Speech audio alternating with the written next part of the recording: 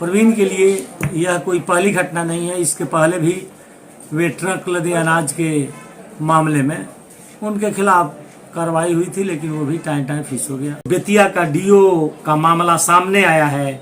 यह तो के पाठक के टाइम के ही पदाधिकारी हैं। ऐसे भ्रष्ट तरीकों से शिक्षकों का शोषण करना, भ्रष्ट तरीके से पैसा उगाही करना, ये क्या के पाठक के नज़र में नहीं था? तो ईमानदार की छवि बनाकर ऐसे गलत लोगों को संरक्षण देने का काम के पाठक ने निश्चित रूप से किया है। नमस्कार, आप देख रहे हैं अब तक बिहार न्यूज। आज हमारे साथ वरीय अधिवक्ता और राजद के प्रदेश महासचिव डॉक्टर विनोद प्रसाद यादव जी हैं। सर, अब तक बिहार न्यूज में स्वागत है। धन्यवाद। सर, बेतिया के डीईओ रजनीकांत प्रवीण पर कार्रवाई हुई है या उन्हें ये तोहफा दिया गया है? क्या कहना चाहेंगे? उनको सस्पेंड करके पूर्णिया भेज दिया गया है। रजनीकांत प्रवीण के लिए यह कोई पहली घटना नहीं है। इसके पहले भी वे ट्रक लदे अनाज के मामले में उनके खिलाफ कार्रवाई हुई थी, लेकिन वो भी टाइम फिक्स हो गया। अभी जो मीडिया में या जो भी राजनीतिक विशेषज्ञ हैं उनके द्वारा जो चर्चाएं की जा रही हैं, वो इनको जो भी सुविधा मिल रही है वो सुविधा निश्चित रूप से सत्ता में बैठे हुए लोगों के द्वारा, पदाधिकारियों के द्वारा, उच्च पदस्थ पदाधिकारियों के द्वारा इनको बचाने का प्रयास किया जा रहा है। यही कारण है कि इनको सस्पेंशन करके और पूर्णिया आरडीडी ऑफिस में इनकी पोस्टिंग हुई है। बताया जा रहा है कि पूर्णिया आरडीडी ऑफिस एक चारागाह की तरह है, जहां किशनगंज से लेकर तमाम जगहों के जो भी निलंबित पदाधिकारी हैं उन्हें वहीं रखा जा रहा है, क्योंकि उनको ये सुविधा प्राप्त होती है कि अपने खिलाफ लगाए गए आरोपों को से बचाने के लिए वे क्या कर सकते हैं, वहाँ आपस में चर्चा करते हैं और वहाँ सिर्फ होने के नाम पर होते हैं, लेकिन पटना का दौरा करते हैं। मंत्रियों के बंगले और उच्च पदस्थ पदाधिकारियों के इर्द गिर्द वे देखे जा रहे हैं, ताकि वे अपने जो क्रियाकलाप हैं जो कि कानून की नज़र में गलत है, उससे अपने आप को बचा लें, उससे अपने आप को सुरक्षित कर लें। जहाँ तक बिहार सरकार का सवाल है, तो बिहार सरकार ने जो जांच हुई है, जांच में जो 3 से 4 करोड़ तक का रुपया पकड़ा गया है, 2 दिन तक 2 नोट काउंटिंग मशीनों के द्वारा नोटों की काउंटिंग होती रही, ये अपने आप में एक अनोखा उदाहरण है। और इस पर मात्र उन्हें सस्पेंड करके पूर्णिया पदस्थापित कर दिया गया है। इन पर गंभीरता पूर्वक सरकार को इस तरह के आरोप पर ऐसा कदम उठाना चाहिए कि न सिर्फ ये निलंबन के बाद ये डिसमिस हो सकें, बल्कि उसके बाद भी इस कुकृत्य के लिए इन्हें न्यायिक हिरासत में रखकर और न्यायिक प्रक्रिया से गुजरते हुए जो फैसला है इन पर लागू होना चाहिए। जहाँ तक सवाल है कि सरकार जो अब जांच की करने वाले पदाधिकारी हैं, वे आरोप पत्र को मैंने तो देखा नहीं है, जांच का जो रिपोर्ट है वो मैंने देखा नहीं है, लेकिन कहा जा रहा है कि इस तरह से कुछ आरोपों को इन पर लगाया जा रहा है कि कुछ दिनों के बाद फिर मामला रफा दफा करके इनको सस्पेंशन से मुक्त करके और फिर कहीं न कहीं पदस्थापित किया जा सके। मामला सिर्फ अवैध संपत्ति किसी के घर में पाए जाने का नहीं है।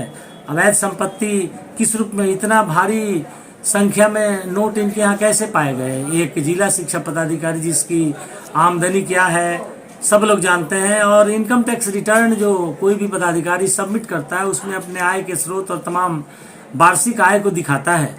जो भी सरकार के पास, इनकम टैक्स डिपार्टमेंट के पास जो रिटर्न है उससे स्पष्ट है कि उनकी वार्षिक आय क्या है, और इतना नोट, और जो न सिर्फ बिहार बल्कि बिहार के बाहर पूरे देश के पैमाने पर जो इनके पास संपत्ति अर्जित की गई है वह निश्चित रूप से आय के अनुपात में बहुत ज़्यादा की संपत्ति है।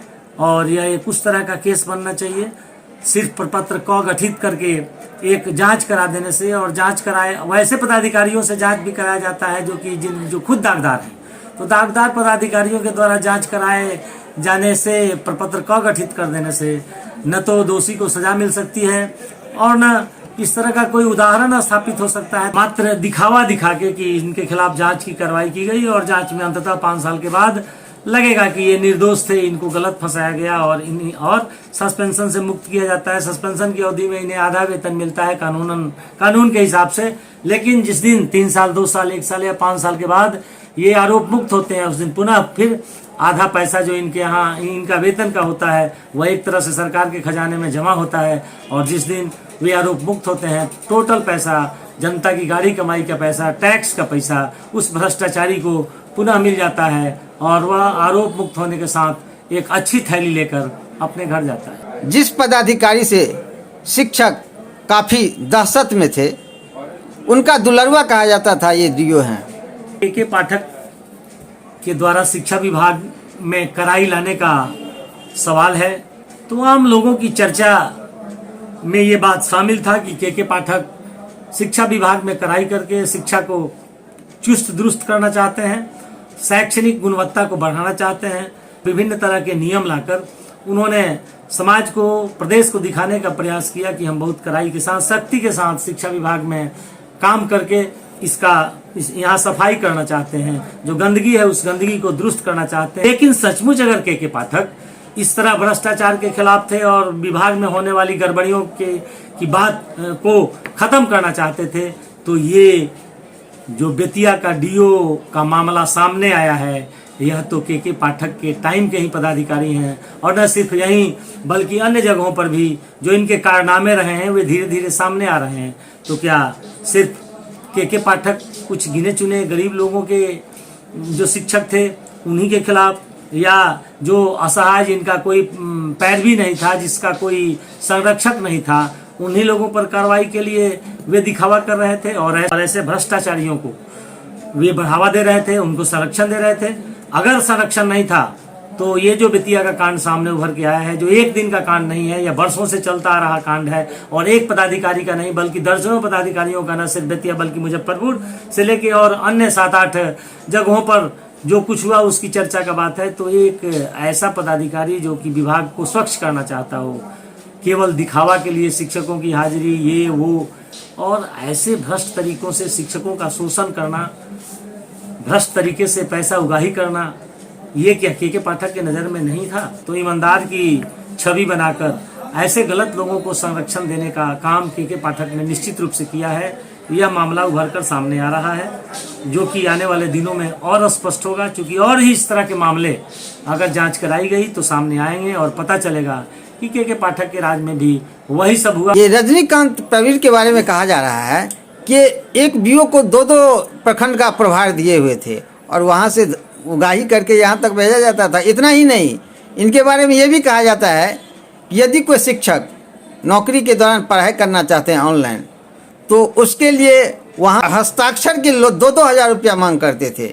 यदि कोई नए शिक्षक आते थे 5 जगह चढ़ावा देना पड़ता था। चूँकि हर कदम पर अगर उगाही इनके द्वारा नहीं हुई होती तो बेतिया में जो 3 से 4 करोड़ के बीच कैश बरामद हुआ है इनके घर से, इतना कैश गलत तरीके से, हर तरीके से जहां से भी जो पैसा आ सकता हो, इनका एक ही मात्र उद्देश्य होगा कि पैसे की उगाही करना, शिक्षकों के शोषण से, शिक्षकों के माध्यम से अन्य जो खरीदारी है या जैसे भी हो, जिस स्टेप पर, जैसे आपने कहा कि दस्तखत करने के लिए 2,000 रुपये की बात, कोई फाइल बढ़ाने के लिए बाबुओं को 500-500 देते हुए और की बात जो आ रही है, यह निश्चित रूप से सही लगता है। क्योंकि हर कदम पर जब तक पैसे की वसूली इनके द्वारा नहीं की गई तब तक इतना पैसा इतने कम समय में कोई अर्जित नहीं कर सकता है। इनका एकमात्र उद्देश्य इन प्रकार न ज्यादा से ज्यादा धन इकट्ठा करना, लोगों का शोषण करके, चाहे वो शिक्षक हो या अन्य नीचे स्तर के पदाधिकारी हो,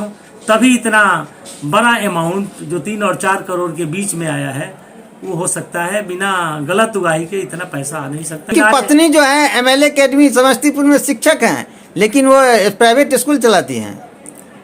MLA अकेडमी में शिक्षक होने के बाद लीव पर जाने का सवाल है, तो लीव पर वो जो आम चर्चा है, लीव पर वो शिक्षा प्राप्त करने के लिए नहीं, कोई वो डिग्री प्राप्त करने के लिए नहीं, बल्कि लीव पर रहकर अपने 3-3 शिक्षण संस्थाओं को, और एक 4थी शिक्षण संस्थान भी बेतिया में 3 एकड़ कहीं कोई जमीन खरीदी गई है, जहां पर हेल्थ डिपार्टमेंट से कोई एक संस्था खोले जाने की बात है, ये सब चल रहा है। तो ये इसके लिए तो समय की जरूरत होगी, और समय निकालने का सबसे अच्छा तरीका था कि वह शिक्षा ग्रहण करने के नाम पर लीव लेकर अपना रहें और अपना काम करती रहें। तो ये संभव है, ये कोई बड़ी बात नहीं है। ऐसे बड़े लोगों को, जो कि बड़े लोगों के इर्द गिर्द हैं, जिनके यहाँ उनका जाना आना है और उन लोगों के लिए हर तरह की व्यवस्था करके उनको खुश रखते हैं, ये लोग निश्चित रूप से इस तरह का लाभ अर्जित करते हैं। और ये